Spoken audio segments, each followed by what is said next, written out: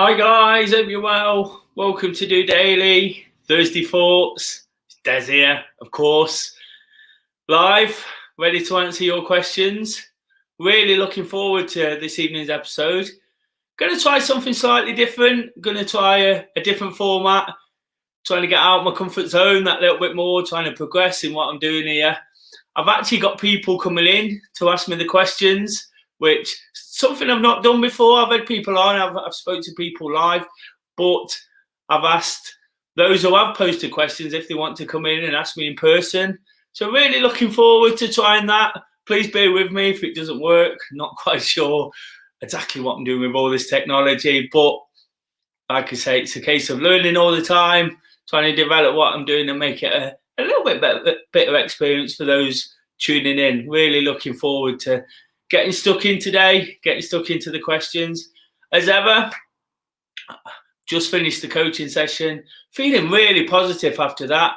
The guys that took part really put in a great shift, and I'd like to have been more involved sort of physically myself, but giving out the advice I was, delivering the sessions, it's all great stuff. And when you see the kind of effort that was put in, it makes me sort of feel good about myself too, helping them helping themselves, inspiring and encouraging each other. That's absolutely fantastic, isn't it? So really pleased with their effort, and it's just, whilst I can't do that myself today, I like to be involved and in the thick of it. And of course, running's a real passion of mine. I say that every day. It's given me something to be positive about as well, and that's what's important, isn't it? We're always talking about being sort of positive and enthusiastic and forward thinking about what we're doing, and so that's, like I say, that's really important.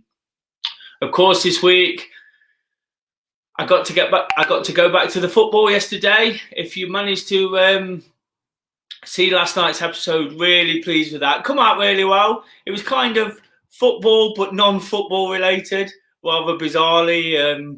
You'll get what I mean if you watch it. I try not to talk too much about football, but of course it's what I do, and this is my personal vlog.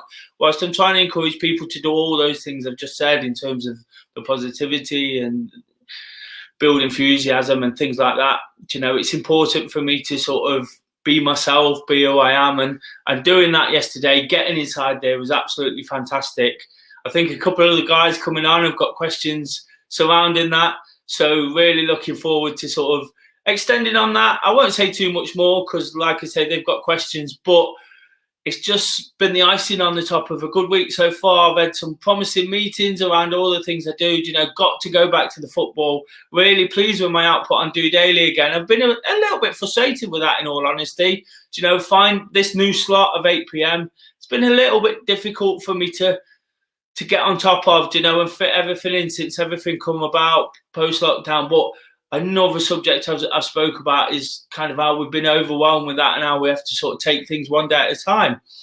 And that is one thing I've been doing this week. I've been going back to this plan I created at the start of lockdown, that what the different motivations for DOdaily, and just taking it one day at a time. I feel like I'm sort of hitting my targets a lot better, being a lot more productive within my work, and feeling a lot more motivated. And like I say, whether it's the football or whether it's the coaching session, finding things to be really positive about. On Tuesday, I got up early. All these little small wins add up to the bigger picture in the end, aren't they? So really feeling tip top. And that's what it's about, isn't it?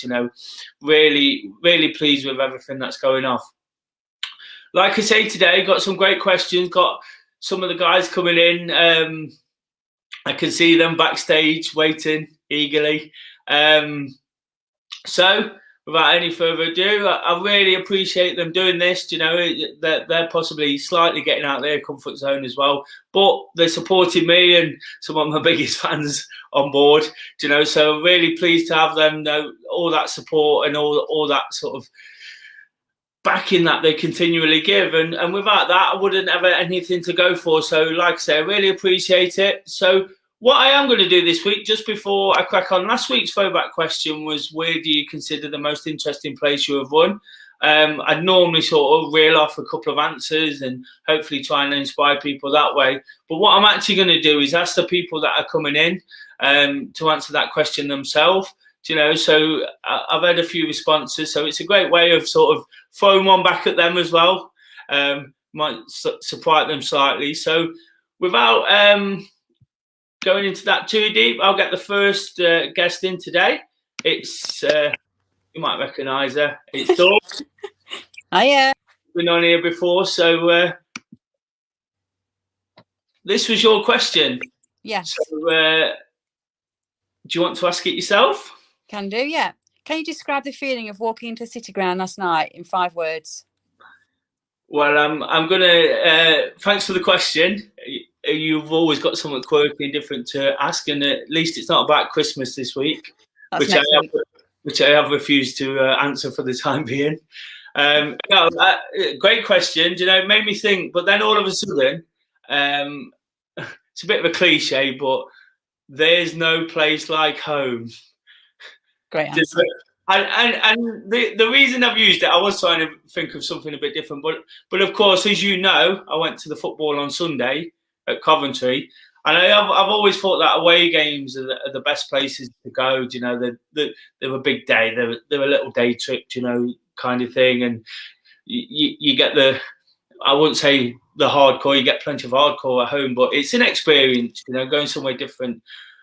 But there was little things at the City Ground, you know. We had the running group just before. There were people coming into the pub who I knew, you know, and people were saying hello to people I'd not seen for a couple of years, but I know, you know. And then getting inside the City Ground, the Mulligan Ties song, you know, singing that. I went with Ian and young Joshy, you know, and just watching his face with it, you know, made me feel about 9 years old again. You know, so all those things are absolutely amazing, aren't they? And you really sort of, when we take it for granted.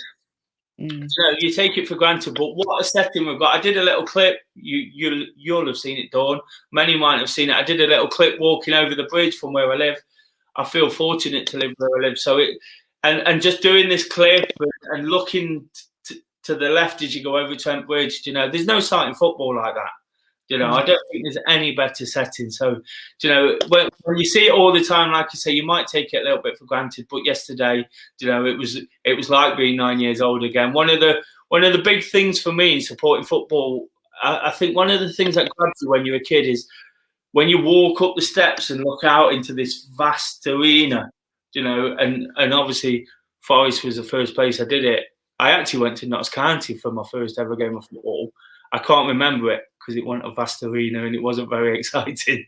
So, yeah, that for me just felt like one of those where kind of get carried away on the fact you go to away games, you go on the train or in the car and you do all the things. I did all the cliche football things, had the pie, bought the programme, you know, all those things on Sunday.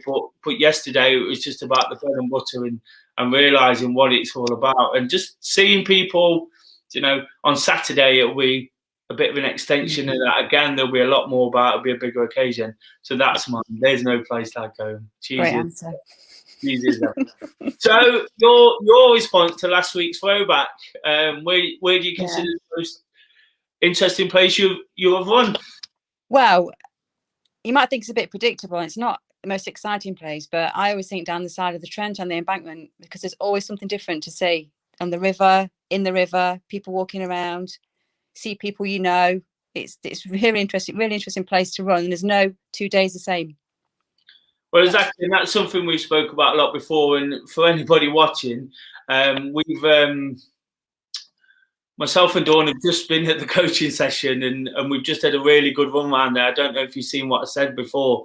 Really sort of pleased with the effort tonight. But people will see me around there every day, you know, and probably think, oh God, he's going on about that again, you know. Or I take pictures, you know, I do on my own social media. I've got a different set of pictures every other week.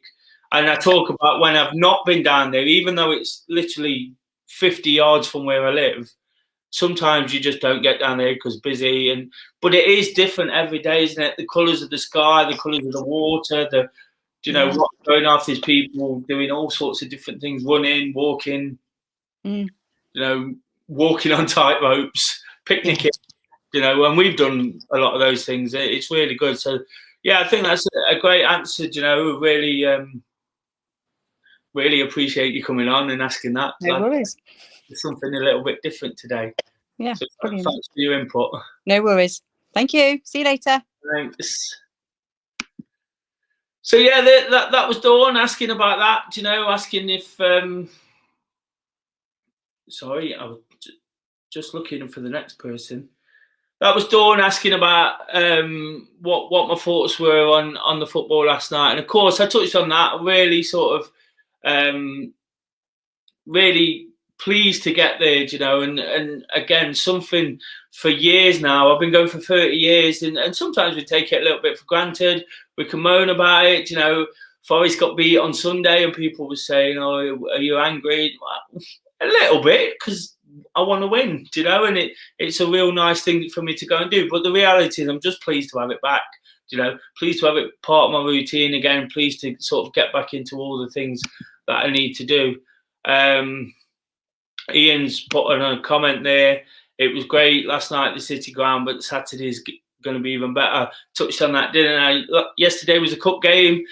Even though it's the first game after COVID, some of the guys will be thinking, "Oh, well, I'll give this one a miss." On top, it's a cost, of course, on top of the season ticket. It's an extra. So some people did sit it out. So Saturday, when it's full or almost full, whatever the sort of capacity gets to, there's no restrictions, of course, post-COVID. So it's going to be really sort of exciting and something to build on, and really something to go at. And that leads me kind of into the next question, which is from Mr. Dorr. He actually says, is football a stress relief? I was hoping he'd join me, but I don't know where he is. And the honest answer to that, and before I answer that, sorry, if you've got any questions, please pop in. You can always ask me anything you want. Obviously now it'll be unplanned, so I'm not quite sure what the answer will be, but you're more than welcome to get involved. But in response to Mr. Dorr's question, is football a stress relief?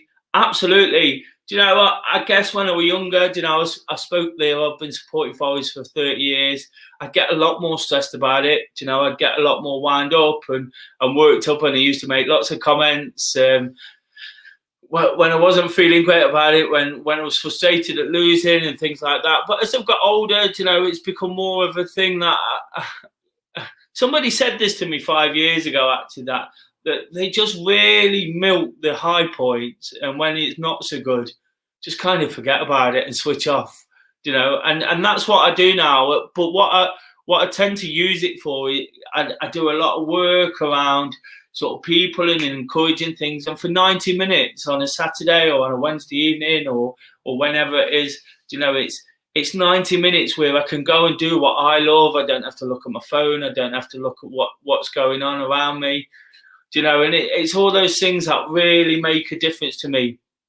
It's just that sort of 90 minutes singing, letting yourself go a little bit. It seems a bit bizarre, doesn't it? Sometimes when you're singing at the top of your voice or shouting at a referee or singing a player's name, you wouldn't do that kind of thing in the street. You wouldn't do it in the theatre or, on the beach or wherever. It's all a bit bizarre, but it's that thing, it's that release, that sort of community feeling again, whilst it is sort of somewhere I can go and sort of escape from certain communities, and not that I need to escape, but you know what I mean, the pressures of having to work or deliver certain things.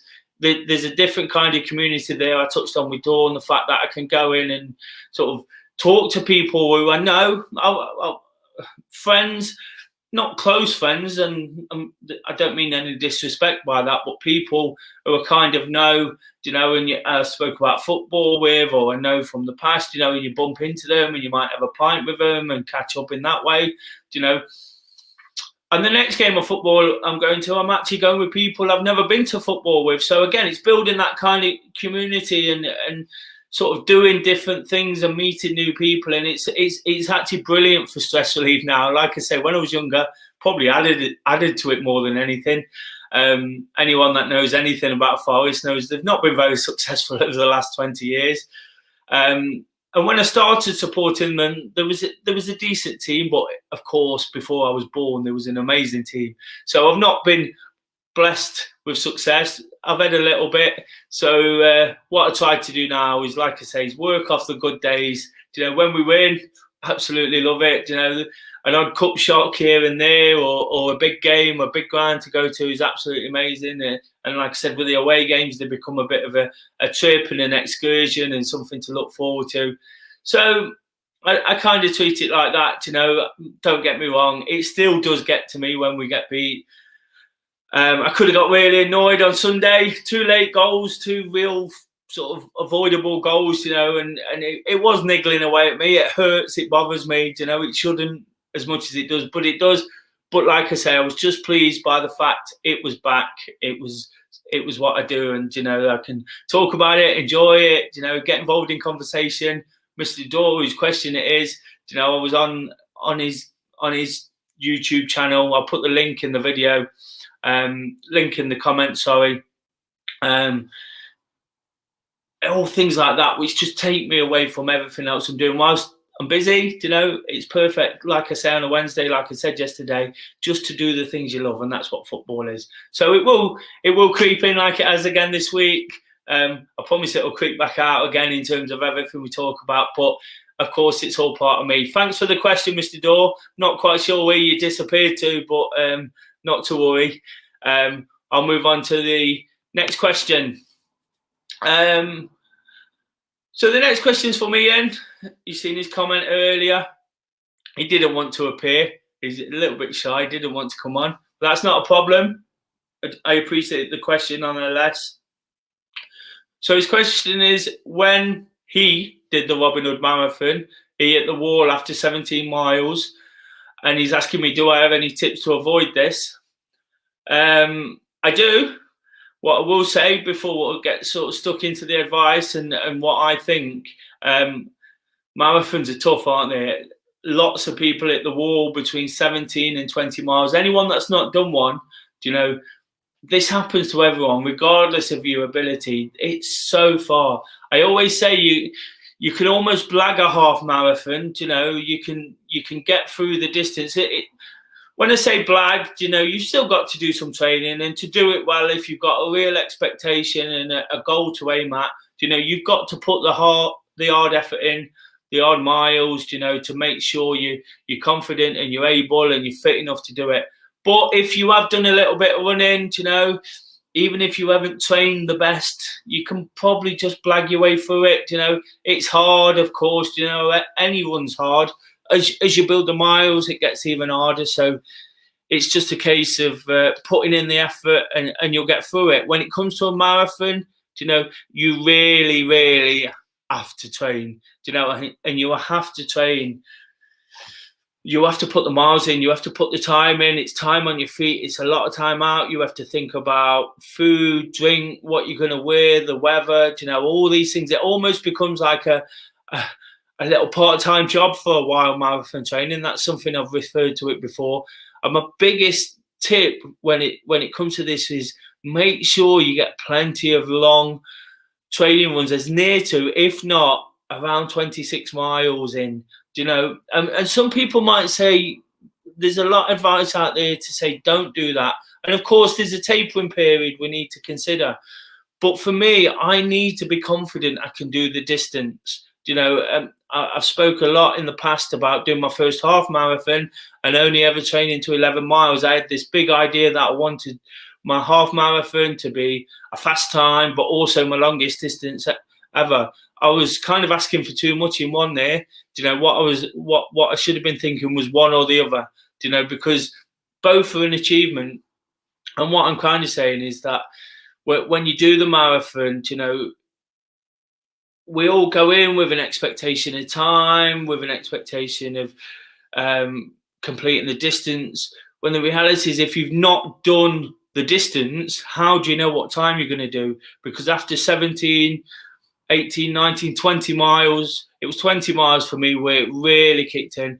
It feels like somebody's twisting a knife in your knees. You know, that's the best way I can explain it. There's a real pain. You've got to force your way through because everybody's got their own pace, you know, and the more preparation you can put into it, you know, And for me, that's miles, being confident I can do the miles, time on your feet, in a couple of weeks, I've got a marathon planned, and yes, it's a little bit up in the air with the injury, but in a couple of weeks, we're going out to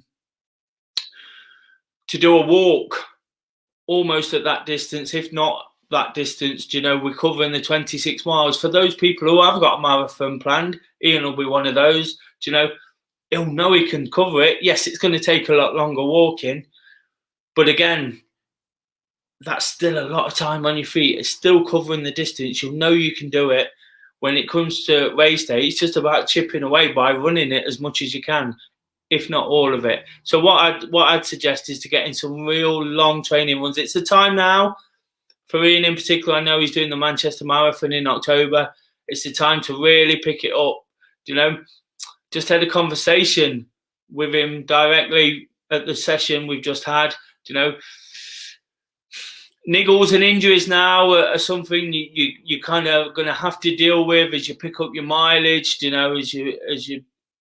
As things start sort of building. You're not going to be used to it. It's going to take its toll on your body, but that's what it does. And to some degree, we're going to have to live with it. If we are injured, like myself, I'm actually at the point of considering whether I can actually do it. You might have to sort of consider whether you can do it, but niggles, illness, there's something that they're going to happen. If we can get over them quickly, it's a lot quicker than the meltdown that can come with a marathon. So don't get too stressed about those. That's one tip. Get the miles in as near to, if not 26 miles, and be as prepared as you possibly can. On the day, for all weathers, for all sort of situations, know where you're going. You don't need any stresses on the day. You don't need anything to worry you. So know your journey. If you can stay over before, if it's somewhere else, he talks about the Robin Hood Marathon. Of course, that's close to home, but know how you're going to get there, know where your bag's going to be, know who's going to be with you, and all those kind of things. It just makes a difference. I've done so many of these and not been prepared. I've so many half marathons, and I spoke a couple of weeks ago. I did the London landmarks, and we'd had a party the night before, and that's the worst possible scenario. But you find a way through them, and that's the thing, isn't it? Ian talks about hitting the wall. Somehow you dig deep and you find your way to the end, and that's what it's all about. And that's the great thing, Like I say, if you've got goals and targets, you've got to make sure everything's absolutely prim and proper on the day. You're prepared and you've done all the preparation. For me, that's miles, lots of miles. So thanks for the question, Ian. And Ian did actually reply to the last week's Followback. Where do you consider the most interesting place to have run? We all know one of Ian's big favourites is the Big Apple. He did the half marathon there in Central Park. I'm not jealous at all. I'd absolutely love to run in New York. I went to New York once, but it was pre-running days. And I'd love to go back there. One of my real sort of big goals I've got left, I've done London, I've done the Great North Run, I've done all the big events locally, London landmarks, Robin Hood, which I do every year. I'd love to do the New York Marathon. That's my real sort of bucket list, and the one, if I'm ever going to get into great shape again, and be absolutely flying, it's the one I'd love to give a real go and have a good time at. Whether it happens or not is another thing, but I'll keep working towards it one way or another. So Ian said running around Central Park, and having a trip there, absolutely fantastic, isn't it? What a place to go and run. And I did actually mention there that if anybody wants to come in, that they could come in, and I wasn't quite expecting this one. As quite often happens on a Thursday, I'm just looking down at a back screen. Kay tends to wander off to the shops or go and get some steps in, to leave me alone to it. Still get a little bit nervous when she's around, bizarrely, but that's the same thing. And she's actually joining me now. Hello. Hiya. Oh dear. Hiya. Hi, you all right? So where are you? I'm just outside Aldi. So, have you got a question? Yeah, so it's kind of a bit related to Ian's, but not exactly. So over yesterday and today, we've had emails from Manchester and Great North, which we're both signed up to. And I think because of COVID, what a lot of the big races are starting to do is have starts over a couple of hours rather than just the kind of waves that they normally have. Particularly Manchester, theirs is going to be from, I think, about 10:30 in the morning till 1 in the afternoon. So my question is, how do you think that'll impact people's race experience? So for people setting off at 1 o'clock, do you think they'll get the same experience as those who set off at the beginning, and all the spectators are still there and really jovial, or do you think it might have a negative impact on their overall race experience? Okay, I wasn't expecting this question, everyone, so I'm a bit stumped at the minute. No, it's a really good question actually, and it reminded me of when we went to that event last year.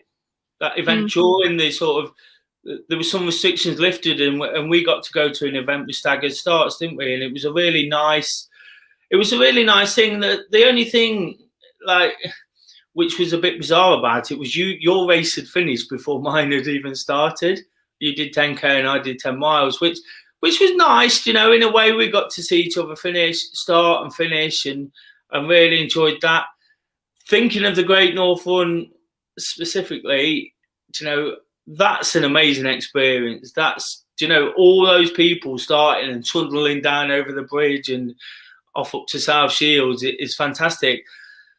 So having done that and experiencing it and thinking it's one of the best experiences I've ever had, I probably, I guess something will be lost from that, but at the end of the day, I always talk now about experience and taking something from it, and I'm not in the best shape. So if I go into these races and I pick my head up and have a look round, and there's people there to wave to.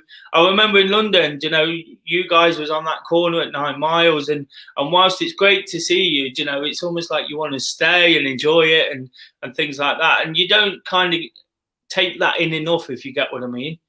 So, yeah. So if there's people at the finish for you, and the waves can kind of stagger that, so it does that. It just, I think the whole thing is, it's the mass participation, isn't it? It's that feel good, you're getting off everybody and being, whilst you're possibly just a number in 60,000 at the Great North Run, it's all those people waving through at the same time, the people you talk to next to you. I don't think that's going to change massively. But it's just being part of that.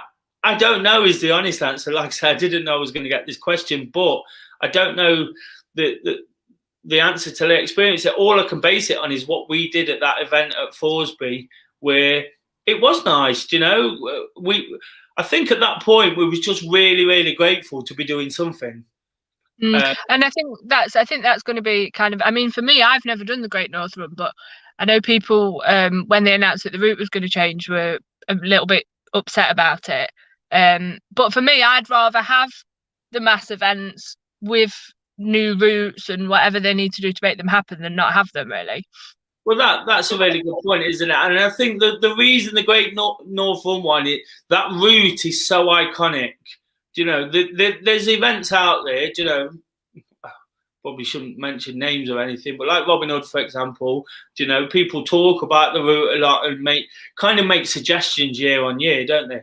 Whereas like the Great North Run route, it runs from Newcastle town centre over the bridge down to the coast, and then you've got the coast road and you all finish on the beach. And I don't quite know, even London maybe might not be as iconic in terms of the actual route. In reality, the route's not the most interesting part of the Great North Run. It can get a bit samey, you run along dual carriageways, but the route is so iconic, bizarrely, despite the fact I've just said it's not the most interesting. So I think that's what people lose from it. I think waves of people going around Newcastle at different times, I think the people who are going to benefit from the most from that are probably the spectators. Yeah. The people looking in, and you get great support, and whether they'll sit there all day. They tend to at the Great North Run. They're normally about 8 deep, and they're giving out sort of everything from jelly beans to Yorkshire puddings and cans of Fosters.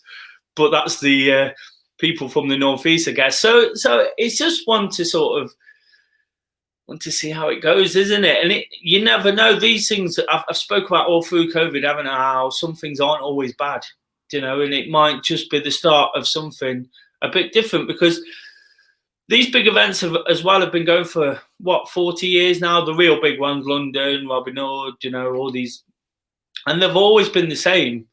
You know, I'm not saying they need a shake-up, but it could be quite possible that this kind of shake-up does them the world of good. You know, other ideas might develop, like different distances, different paces, you know, all these things. So does that kind of answer what you want? Yeah. So what's your, going back to that throwback, where do you consider the most interesting place you have run? I think it's probably, so in Spain where my nonna lives, and you know this because you've done the run as well, there's a pier that just runs out into the sea, and you can do a 5k going along the pier and back along. And I think that just because it's different to anything that you normally do, and you get along the beach, so you get that kind of it, then you go past all the big boats in the harbour, and then you're just out into the sea. So I think it's probably that.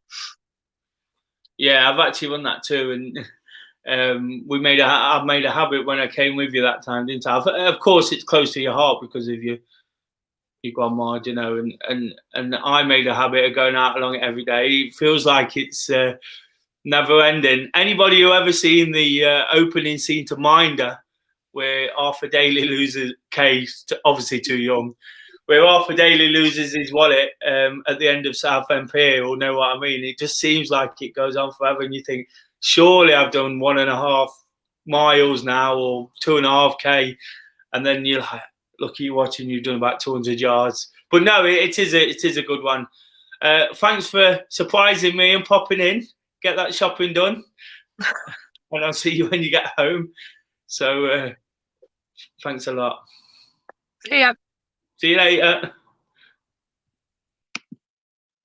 So that was a bit of a surprise there. Okay, checking in to ask me a question. Wasn't expecting that at all. So, but a good question nonetheless. And really appreciate everyone's input as ever. Really enjoyed doing this. Slightly different. Still not sure where Mr. Daw is. He'll be getting a few words his way, a few messages. But not to worry. I appreciate his question as well. So, of course, on the back of all that, like I say, I'm really grateful. What I like to do is pop up a throwback question, and that should say this week's throwback question, but it actually said last week's throwback question. It's actually this week's. Based on the fact that we was talking about yesterday, I was talking about doing the thing we love. I titled the episode "Doing What I Love," you know, and the fact I was getting back to the football after all that time. Whilst it is, football is something I love. It's the more important thing is it's the fact I love doing something different to take my mind away from it, if you get what I mean. And that's why I made that episode the way I did. Again, check back on it, then you'll see what I mean. But what I'd like to know sort of this week and to try and inspire others is, what's the thing you love to do to take time out? Do you know, mine is football, it's running, do you know, it's all these kind of things. I kind of, running in a way is now kind of a passion that I use to try and inspire and motivate others and work around. So the football works off the back of that. Some people might just go out for a run, you know, and completely switch off. They might not post anything on social media or record it, and that might be their thing. You might watch there might be a certain television program, you know, which you can really sort of escape away from the harsh realities of life.